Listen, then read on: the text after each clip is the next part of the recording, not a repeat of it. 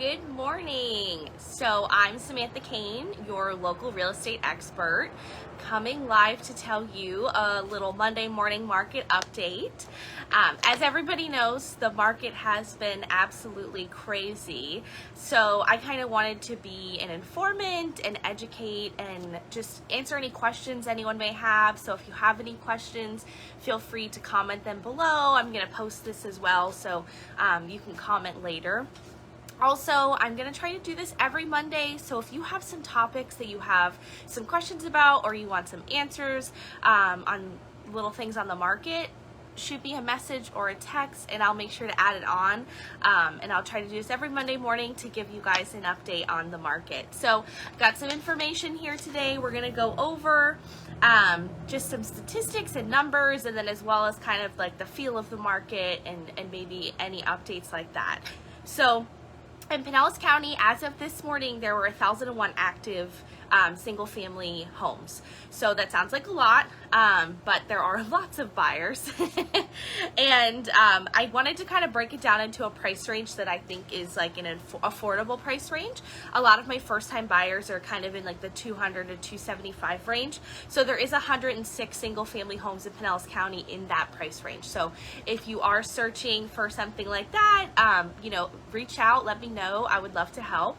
And then I also wanted to separate it into the under $200,000 range, because there's still a lot of first-time home buyers that are kind of landing in that, and that's about 35 active, and I will say most of those are cash only and need a lot of work. So unfortunately those wouldn't work for those first-time home buyers unless you had cash. A lot of people in that range are coming to me with an FHA loan, and most of these homes are just not going to work for that. So last week we closed 226 single-family homes in Pinellas County, and last year in the same week we closed 315. So we are closing significantly less, and that's just because the inventory on the market. So there are still buyers, it's just that the inventory is so low that there's less homes selling. So according to Realtor.com, I kind of wanted to get a statistic on what the median home price is right now. So in Pinellas County, the median home price listed is $335,000. So it's kind of higher on the range than we normally land. So that's a pretty high median price. So if you're out there looking and your price range is much lower than that, you might want to start thinking about possibly like a condo or a townhome, or possibly even just waiting a little bit until maybe you can afford it, or maybe prices will come down eventually. I also wanted to state the days on market. So this does include the days that it is under contract but not yet closed. So that's normally a 30-day window, sometimes a little bit longer, sometimes a little bit less. And so right now in Pinellas County, it's 42 days on market is average. So that's really about 12 days before it goes under contract if it is that 30-day window, which is actually even less days before contract is the average. So that's meaning closings are taking a couple of days extra. So 42 days is super low. Last year at this time it was 72 days on market, so that was giving you quite a bit of time to start looking at homes. So I also wanted to talk about Hillsborough County. I know I'll have a lot of people on here that are also looking in the Tampa area, and of course I sell Tampa, Pinellas, Pasco, Sarasota, wherever you want to move. But I wanted to focus on Pinellas and Hillsborough today. So Hillsborough County has 1,400 active single-family homes, so it's quite a bit. I also broke that one down into those price ranges too. So we have the 200 to 275. There's 169 active, and then under 200, that's 82 active. I will say Hillsborough County has more homes that are affordable. So if you are looking at that under $200,000 range, there are several that would be perfect for an FHA loan or a first-time home buyer. So please let me know if you want to look over into Hillsborough County as well, or maybe you've been focused on Pinellas and you're just seeing you're kind of getting outpriced. Looking in those surrounding counties where you're still close to the city, but you're a little bit further out, and there's lots of things in Hillsborough County too. Last week in Hillsborough County, 353 homes were sold. Last year at the same week, 467. So again, we're seeing about 100 home difference from last year at this time to this time this year. And again, it's low inventory. We still have a lot of buyers. I truly think it's just there's not enough homes for people to purchase. And in Hillsborough County, according to Realtor.com, the median home price is $335, so it's pretty much right on point with Pinellas. I did want to talk about price per square footage. So in Hillsborough County, you get a much better price per square foot average. In Hillsborough, it's $103 per square foot, whereas Pinellas, it's actually $235 per square foot. So that's a significant difference. So those homes in Hillsborough County that are about the same price, you're getting quite a bit more square footage. So you're getting more for your money, which is, important. I'm not a mortgage expert, right? I'm not a lender, but I did want to touch base on rates a little bit. So I just kind of went into NerdWallet, which is a very unbiased kind of website, and the average 30-year mortgage rate right now is 2.86. So that is still very wonderful. I know maybe about 6-7 months ago, I had a couple of clients that were getting in like the 2.2, 2.3 range, which is like insane. So 2.8 is still a phenomenal mortgage rate. If you are looking to buy, I know that home prices are a little bit more expensive, but you can actually afford a little bit more home for your money because those rates are so low. So whereas maybe 2 years ago, rates were more like 4.5, when a home at a rate of 4.5 compared to now 2.8, you can get more home for your money. So if you're unsure and you have any questions about whether or not you could afford to purchase a home, let me know. I'd love to just answer a question. There's no pressure or anything like that. I just want to help. And then I wanted to touch base on the foreclosure moratorium. So as you guys know, we have not had any foreclosures in about 1.5 years.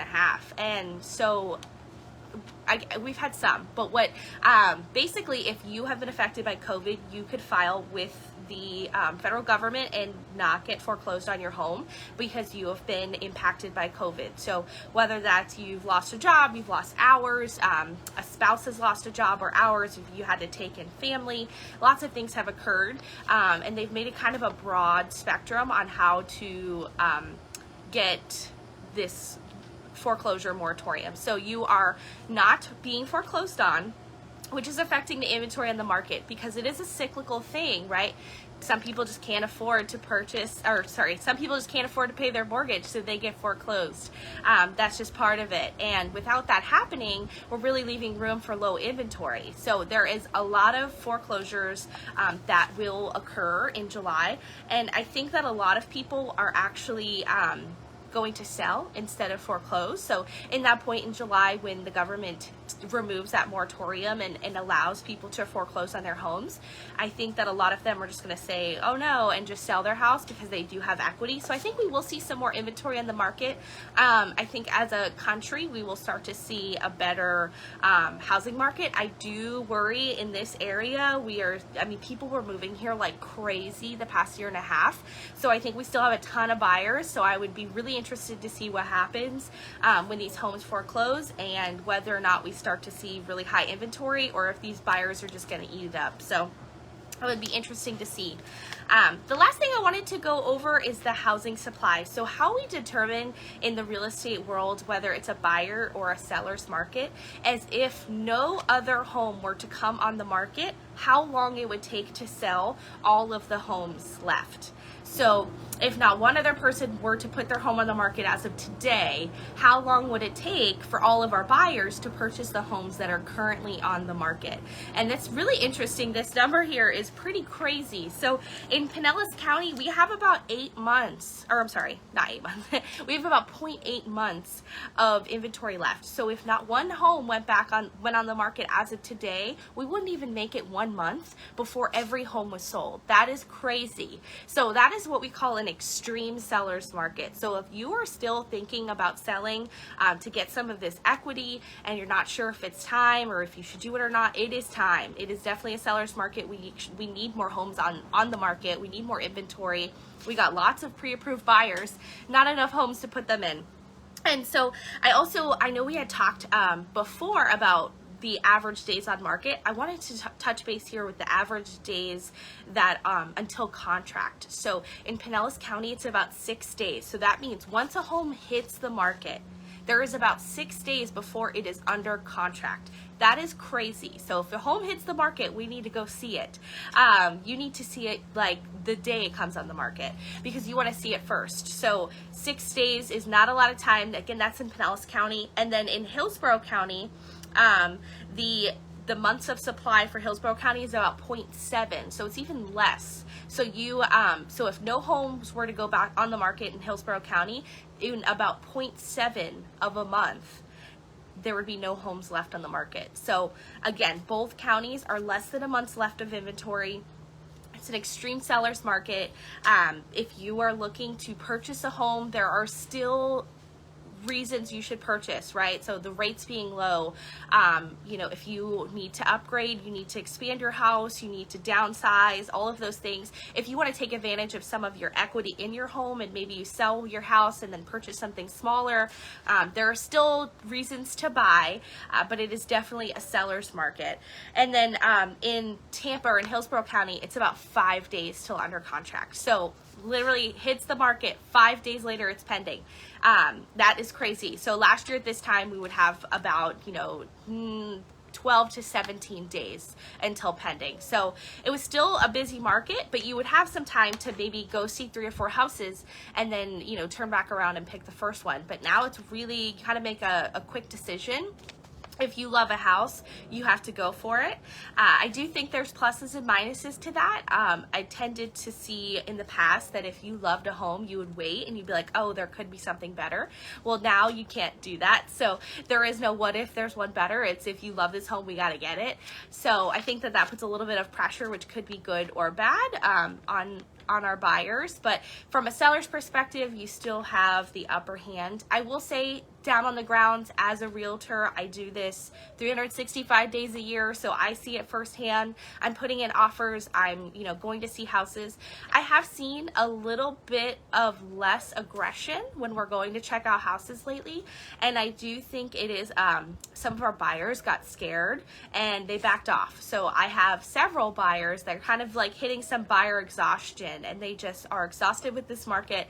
They're tired of putting in offers and not getting them accepted, so they are backing off and waiting to buy. And because of that, we are seeing that homes are a little bit less crazy, less competitive. Now, we are still seeing multiple offers, but maybe instead of 20 offers, we're maybe seeing more like 5. So that is a big difference. So it's a little easier to beat 5 offers than it is to beat 20. So that's it. That's my market update for the day. It is still a seller's market, but if you are thinking about purchasing, it may be the right time for you, depending. Those rates are still very low, and I can't guarantee how long they are going to be that low. So it may be the right time for you to purchase. Or if you're looking to get out of the neighborhood you're in, get into a bigger home, better home, or downsize into a smaller home, it might be the right time for you. It is always better to be living in your home as compared to renting. You want to be investing in yourself rather than investing in someone else's mortgage. So if you are renting and your lease is coming up and you're not sure if it's a good time for you to purchase, reach out to me. I would love to chat about that. And if you have any questions, feel free to comment below, message me, text me. I'll leave all my